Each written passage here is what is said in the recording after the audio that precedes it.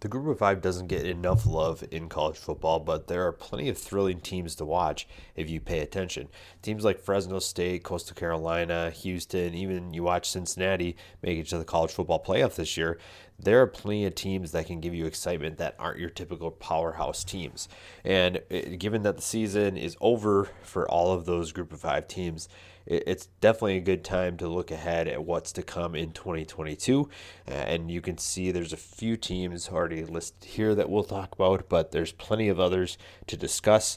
And it's going to be interesting to see where some of these teams replace certain guys and how they move on from, if you will, all-time players. And there's a lot of guys that are coming back, though, that can do the exact same.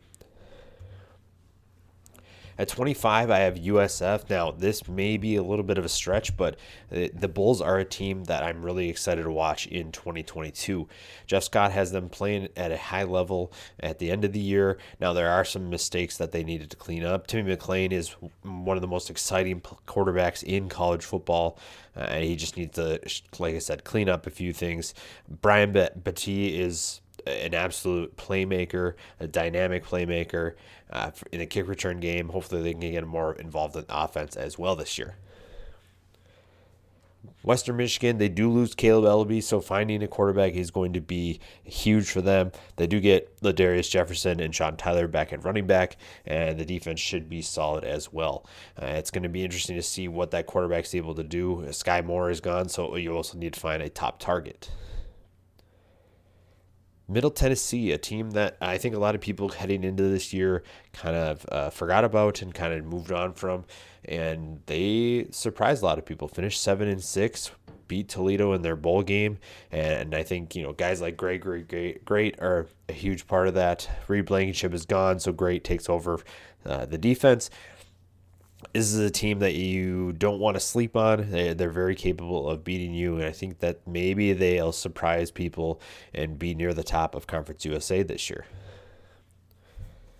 UTEP, talk about surprises. I mentioned there were surprises, and this is a team that definitely did that this year. Gavin Hardison was phenomenal for the Miners. Now he does lose Jacob Cohen and Justin Garrett, but Deion Hankins is joining him in the backfield. So this is still going to be a fun team. The defense should be solid as well. They just need to find some explosive playmakers on offense. ECU, I'm just going to keep, as long as Holt Nailers is running the show for the Pirates, I'm going to keep believing in this team. Holt Nailers has the potential to be one of the best quarterbacks in the AAC. He just has to find that consistency. Now, Tyler Snead and CJ Johnson are back. They have a bunch of weapons. You name it, Keaton Mitchell at running back, even Rajay Harris at running back. And the defense is talented. They just have to figure out a way to be more consistent, just like Ehlers. Toledo comes in at number 20. DeQuan Finn took over for the offense, and his presence kind of steadied the ship. They nearly pulled off an upset against Notre Dame on the road, and he can play a big part in their success this year. Brian Koback is one of the most underrated running backs in college football, and Toledo's defense also doesn't get enough love. I think that there's still plenty to prove for this team, and I think they'll have a chip on their shoulder heading into 2022. Memphis comes in at 19. I struggle with Memphis because they do lose their three best players in Calvin Austin, Sean Dykes, and Dylan Parham, but there's a lot of young talent that's very exciting to watch. Seth Hennigan and Brandon Thomas they have a lot of potential in the backfield. I think they're going to be exciting to watch over the next couple years. Javon Ivory is super athletic. I think that he is the next big-time wide receiver for the Tigers. And Quindell Johnson announced that he's going to be returning, so that's a huge get for that defense, a huge returner for that defense to be a leader. So I think that they have the talent to do it. It's just a matter of putting it all together on the field. Marshall comes in at 18. Losing Grant Wells was a big blow, but when you have arguably the best running back in the group of five in Rasheen Ali, one of the best running backs in college football, if you haven't watched him, you definitely need to pay attention. He is going to be a highlight reel every single week. He's a guy that you definitely have to pay attention to. And Charles Huff has Marshall still on track to be a contender in the Conference USA, but you losing Grant Wells is going to hurt. Finding a new quarterback is going to take some time. And for the meantime, Rasheen Ali is probably going to get the load of those carries to help carry the offense. Kent State at 17, losing Dustin Crum, it means that they'll have to move on to a new quarterback for the first time in a few years. When you have receivers like Jayshon Polk and Dante Cephas, though, that's going to make life easier for whoever wins the job. Marcus Cooper is another phenomenal talent at running back, so they have a trio of great players and playmakers that can get the job done for anybody that's coming into this offense. Tulsa at 16. They don't have a ton of returning starters, but I like what Philip Montgomery's been able to do with this program. Now, a big blow to them was losing Jackson Player to the transfer portal. That's going to hurt them. But this is a defense that's going to be led by Justin Wright. He decided to return. The offense has a bunch of nice pieces, mainly Davis Brin at quarterback. I think he was just getting started as the year ended, so I think that he's going to have a big year in 2022. Deneric Prince is a guy I don't think we talk about enough either. He is very difficult to tackle, a big body running back, one of many in that backfield. And then Tyler Smith is a future NFL player. If you haven't watched him yet, you're going to watch a player that has a little bit of nasty streak to him, a guy that can dominate at any time. Central Michigan comes in at 15. They lost a couple pieces. They lost Troy Brown and Devontae Reed to the transfer portal. Khalil Pimpleton decided to turn pro, so that kind of hurt them there. But they do have a handful of players that are some of the best in the MAC. Daniel Richardson showed that he can be a consistent player. I think he is the X factor of that offense, and how far he goes is how far the offense goes. Lou Nichols is one of the best running backs in college football, period. I think that if you haven't watched the last half of Central Michigan, you missed out on a phenomenal performance by him. This is a team that's going to be tough to beat. The defense might take a couple steps back. Losing Hairston, Brown, and Reed is going to hurt, but I think that Jim McElwain will get this team ready to go. SMU, now they enter a new era with Rhett Lashley taking over for Sonny Dykes, and they lose quite a bit of offensive firepower. Reggie Roberson is gone. Danny Gray, the speedster, is also gone. Grant Calcaterra is going pro. Jalen Thomas is gone. And you just lose quite a few. They lost a couple guys to the transfer portal too. But you do get Tanner Mordecai back. You get one of the best running backs in college football in Ulysses Bentley back. Rashee Rice returns. And then, they've added some pieces in the transfer portal over the last couple of years. So Isaac Slade-Matatia is going to be one of those guys to pay attention to on the defense. Again, they're going to score points. It's just a matter of how they can keep the other teams off the scoreboard. Boise State at 13, this past year was kind of tough for them. So I think that turning things around is going to be the main focus. Hank Bachmeier returned. That gives them stability at quarterback, and now he doesn't have to worry about Jack Sears behind him because Sears entered the transfer portal.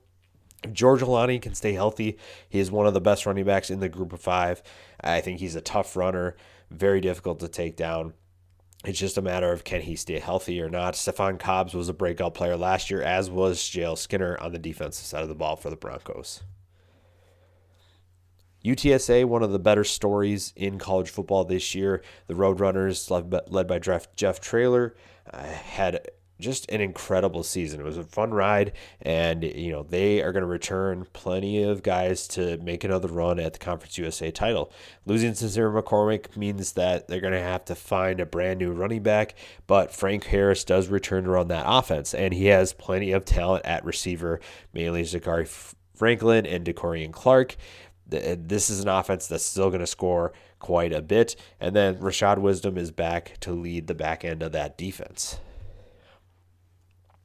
Northern Illinois at 11. Rocky Lombardi was phenomenal this year. He and Trayvon Rudolph really found some chemistry, and that's a big reason why they won the MAC. I think that they're going to take a step back. You know, the theory of when you win so many close games the next year, you don't win as many of those. They won a lot of close games this year. They were very close to losing quite a handful of games, and you know, maybe they keep winning them. That would be very fun to watch. That would make their fan base probably lose a couple years, just like they did this year. But this is a team that can compete with anyone, and they'll be one of the best teams in the MAC again. Air Force, another surprise. I feel like the Group of 5 is just full of surprises, and they return nearly everybody on both sides of the ball. Hazik Daniels is super efficient, especially in the bowl game. If you watch that, he was great throwing the football. He made the most of his opportunities. Brad Roberts joins him in the backfield, and Roberts is another guy that you definitely have to watch, a bowling ball running the football. Cincinnati, now they're going to lose a lot. So Cincinnati's going to drop back. So I'm not going to put Cincinnati up at the top. It's just, I just can't put them up there with how much they're losing. They lose their starting quarterback, their starting running back. They lose two of their best wide receivers.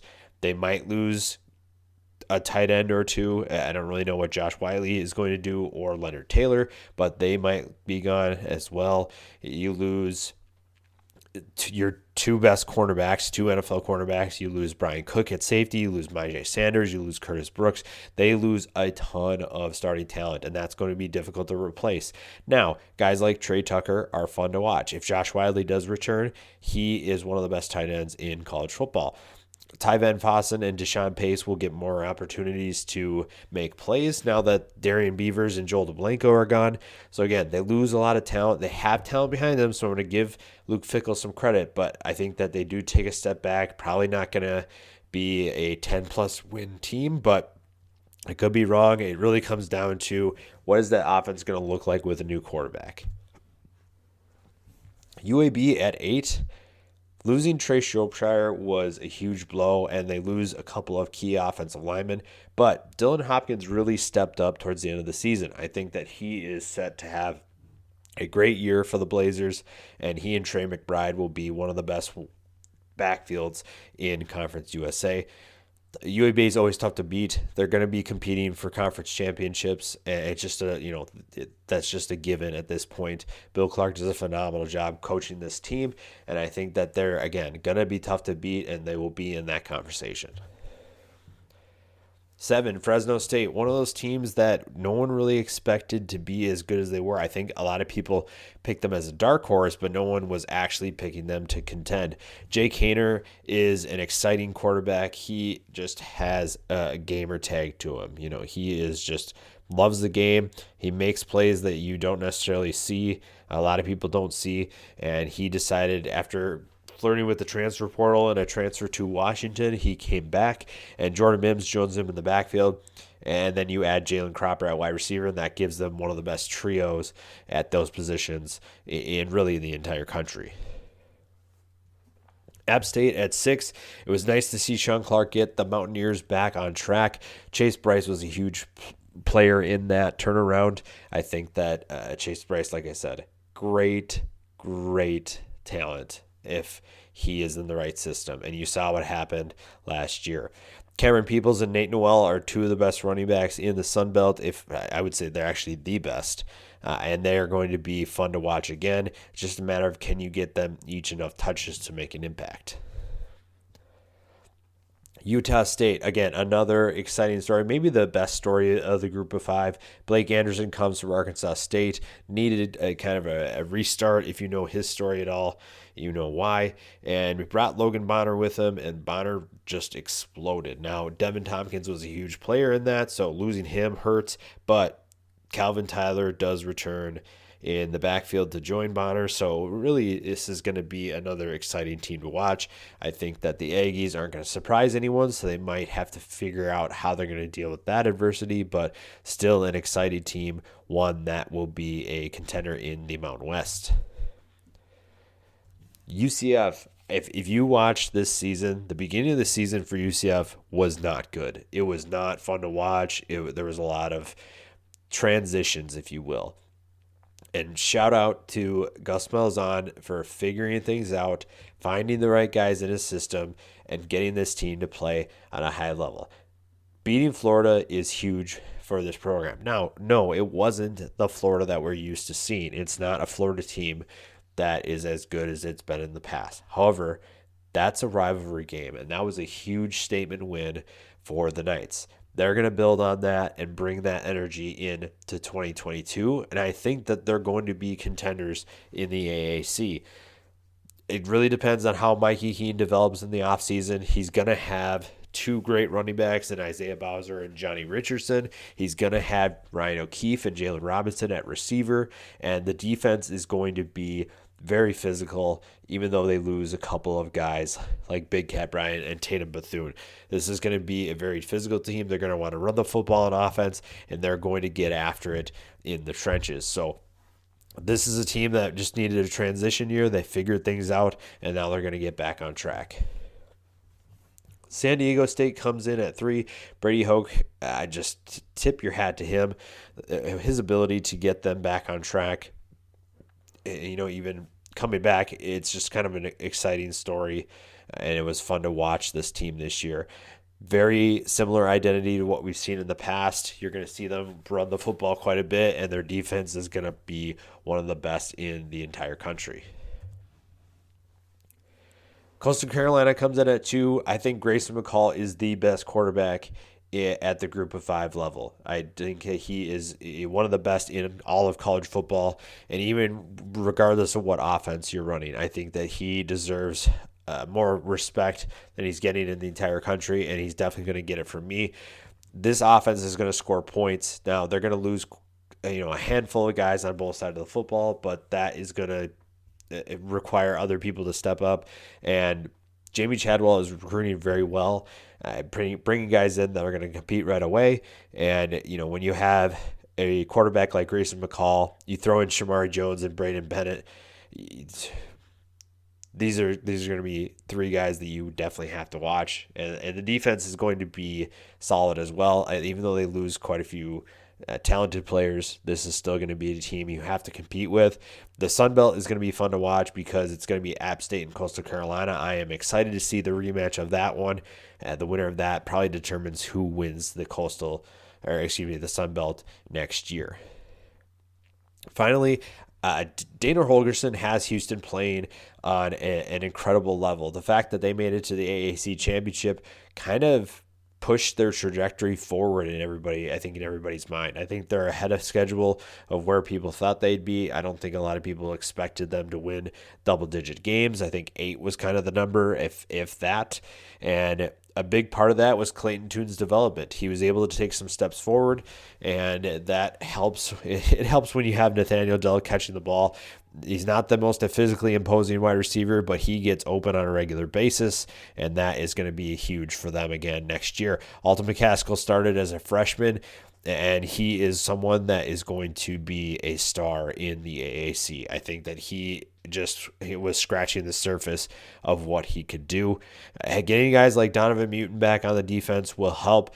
Even though there's a couple losses on the defensive line, Sac Avenue is going to be one of the best defensive lines in college football once again.